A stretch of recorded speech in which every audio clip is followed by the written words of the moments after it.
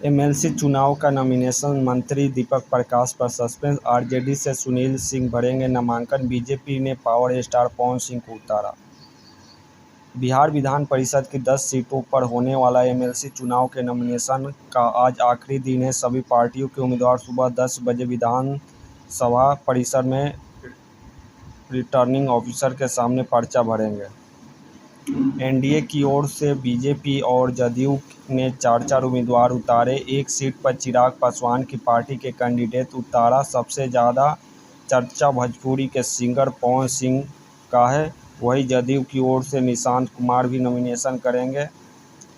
इसके अलावा वर्तमान एमएलसी संजय मयूख, अनिल कुमार ठाकुर, शीला पंडित पर भी पार्टी ने भरोसा जताया है। सामाजिक समीकरणों को साधने की कोशिश में बीजेपी के 2 अति पिछड़ा वर्ग और 2 स्वर्ण चेहरों को मौका दिया जाएगा, जबकि आरएलएम के अध्यक्ष उपेंद्र कुशवाहा के बेटे दीपक प्रकाश पर सस्पेंस। महागठबंधन की ओर से आरजेडी के सुनील सिंह को उम्मीदवार बनाया गया है। सुनील सिंह नॉमिनेशन करने विधानसभा पहुंचे हैं।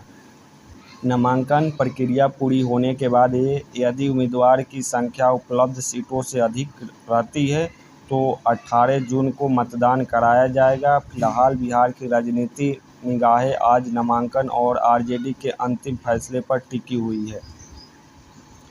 जानिए क्या है जीत का फार्मूला। आंकड़ों के अनुसार एनडीए की 9 में से 8 सीटों पर जीत पक्की मानी जा रही है, जबकि एक आरजेडी के नेतृत्व वाले महागठबंधन के खाते में जाएगी। विधानसभा में एनडीए के अभी 202 विधायक हैं।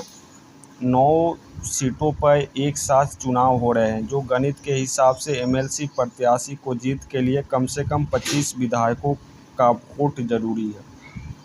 इस तरह बीजेपी 89-3, जदयू 84-4, लोजपा 19-1, आरएलएम 4-1 और हम मिलकर 8 एमएलसी की जीत को आसान बना देंगे।